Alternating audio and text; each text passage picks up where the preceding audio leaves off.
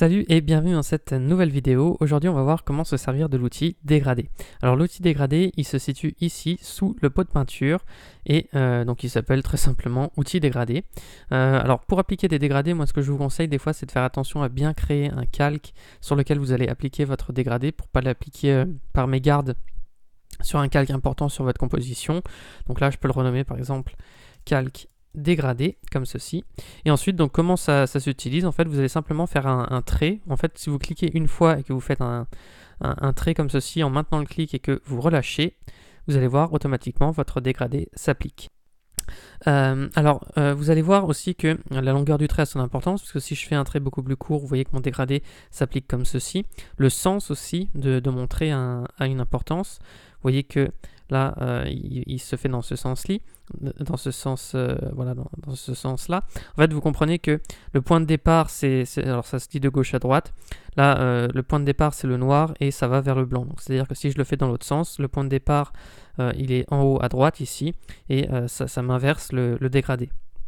Donc je peux le faire un peu dans tous les sens que je veux. Si je veux être sûr de faire quelque chose de droit, je peux faire mon premier point, maintenir la touche Shift de mon clavier, et là vous voyez que quel que soit l'endroit où je mets la souris en hauteur, je garde une ligne vraiment bien droite, comme ceci, bien alignée, et je fais mon dégradé. Alors ensuite, donc on va voir un peu comment modifier les couleurs de ce dégradé. En fait, vous pouvez cliquer ici donc sur la vignette avec les couleurs de votre dégradé. Et donc ici, vous avez des dégradés enregistrés que on va voir comment on peut en créer. Et ici, donc vous avez des réglages sur les couleurs. Alors en fait, les couleurs se modifient ici. Vous pouvez très simplement venir sélectionner par exemple un bleu. Ici, venir double-cliquer sur la petite vignette et sélectionner par exemple une sorte de bleu comme celui-ci. Ici, donc vous avez en fait le point, comment l'appeler, le point de rencontre un peu entre les deux couleurs. Si je prends vraiment des couleurs très différentes, vous allez comprendre un peu ce que ça fait. Vous voyez que ici le vert se rencontre à peu près ici, tandis que si je pousse le curseur par là, le bleu a beaucoup plus d'importance. Donc par défaut, il se met à peu près à une position de 50%. Vous pouvez paramétrer la position ici. Donc voilà, je vais le remettre à 50%. Si vous voulez créer des nouvelles couleurs, en fait, il vous suffit de cliquer, en fait, de mettre le curseur entre les petits curseurs ici, et vous avez une main qui apparaît, vous faites un clic, et voilà, vous avez une nouvelle couleur qui apparaît. Ensuite, vous pouvez la changer très simplement en allant en double-cliquant dessus. Si je fais supprimer, hop là, je supprime ma couleur. Ici, vous pouvez, si vous cliquez sur cette petite icône au-dessus, vous avez l'icône opacité qui apparaît là. Vous pouvez modifier l'opacité, c'est-à-dire que par exemple, vous voyez que là, mon bleu n'est plus tout à fait opaque. Si je fais OK et que j'applique un effet, il sera un peu transparent. Alors là, j'ai rien sous mon calque, mais imaginons que j'ai des calques en dessous de mon dégradé. Eh bien, ça laissera apparaître les calques du dessous, puisque l'opacité n'est pas à son maximum. Donc là, je vais la remettre à 100%. Alors, voilà. Donc admettons que je crée un dégradé, par exemple je vais remettre un bleu comme celui-ci. Si je veux, donc admettons que je l'utilise, voilà.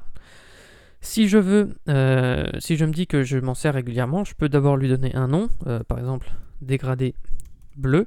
Et si je veux qu'il apparaisse ici pour pouvoir le sélectionner rapidement la prochaine fois, eh bien je fais nouveau ici et vous voyez que voilà, il est apparu là. Et donc la prochaine fois que je veux créer que je veux appliquer ce dégradé, j'aurai juste à le sélectionner ici. Voilà, et je peux prendre celui-ci et puis hop là, je le retrouve là. Donc je pourrais l'appliquer très facilement. Alors je vais prendre par exemple un autre dégradé que j'avais enregistré juste pour vous montrer que vous avez d'autres paramètres ici, puisque vous voyez pour le moment mon dégradé s'affiche vraiment de gauche à droite, de haut en bas. Je pourrais choisir d'avoir quelque chose de radial, c'est-à-dire si je fais, alors je vais essayer de le faire depuis le centre, admettons. Vous voyez que là c'est mon dégradé part du centre pour aller vers l'extérieur. Donc ça donne pas tout à fait le même genre d'effet selon aussi comment je vais l'appliquer. Donc vous voyez que là ça me fait une sorte de boule orange mais qui se mélange peu à peu avec le jaune. Vous avez ici, alors, honnêtement, ce dont je me sers le plus, c'est celui-ci, linéaire et radial. Après, vous en avez d'autres qui ont l'air un peu plus originaux. Ils sont un peu plus compliqués à prendre en main au début, puisque vous voyez que celui-ci, il fait comme une horloge, et qu'au point de départ, hop là, il y a une rupture très brute. Donc, on les utilisera dans des cas un peu plus spéciaux, vous pouvez jouer avec, mais voilà, vous allez voir qu'au début, vous comprendrez peut-être pas un peu à quoi ils peuvent servir. Donc voilà. Ensuite, bon, si vous cliquez sur ces boutons-là, alors simuler, ça va permettre d'améliorer la qualité du dégradé pour pas qu'il y ait de bandes qui apparaissent. Et surtout le bouton inverser. Donc si des fois, par exemple, vous voulez inverser votre dégradé très rapidement, ça se fait comme ceci. Vous inversez simplement son sens. Donc c'est tout pour le panneau dégradé. Il y a un deuxième moyen dont je vais vous parler rapidement pour appliquer des dégradés. C'est, alors je vais supprimer, admettons que je supprime mon calque. C'est via ici cette petite icône. Alors ça nous permettra par exemple d'appliquer des dégradés sur des objets. Admettons que j'écrive un texte. Je vais écrire, voilà. Alors je modifie, admettons juste sa couleur ici, mais ça n'aura pas d'importance finalement. J'écris hello. Pardon. Voilà. Et si je viens ici donc sur l'icône FX et que je fais incrustation en dégradé, vous allez voir que je retrouve en fait les mêmes paramètres que tout à l'heure quasiment.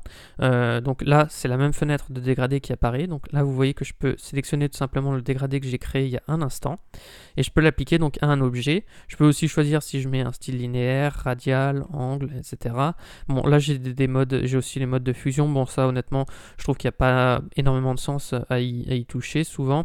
Vous avez l'échelle. Alors, vous voyez que quand on touche à l'échelle, c'est comme si tout à l'heure, on faisait un trait plus ou moins long quand on crée notre dégradé sur un fond. Alors je peux le mettre à 100%, voilà. Vous avez l'angle aussi, donc ça dépend d'où vient comment dire, le sens du dégradé. Si j'avais fait un trait dans ce sens-là, enfin voilà. Donc je peux le remettre sur 0. Et donc voilà, vous pouvez faire OK, vous avez un style de calque qui est apparu sur votre calque. Donc vous pouvez faire ça aussi sur des rectangles. Vous voyez, si je fais un rectangle, hop là, je peux venir ici, faire copier le style de calque, je fais ici coller le style de calque et ça m'affiche exactement les mêmes effets. Donc on peut appliquer des dégradés sur toutes sortes d'objets, donc ça peut être pratique pour jouer sur toutes sortes de choses. Donc voilà, c'était tout pour cette vidéo sur les dégradés. J'espère que ça vous aura appris quelques trucs. Si jamais vous avez des questions, vous pouvez les poser dans les commentaires, j'y répondrai. Et si vous n'êtes pas abonné, vous pouvez vous abonner. Si ça vous a plu aussi, vous pouvez mettre un like. Et sur ce, moi je vous dis à bientôt pour une prochaine vidéo.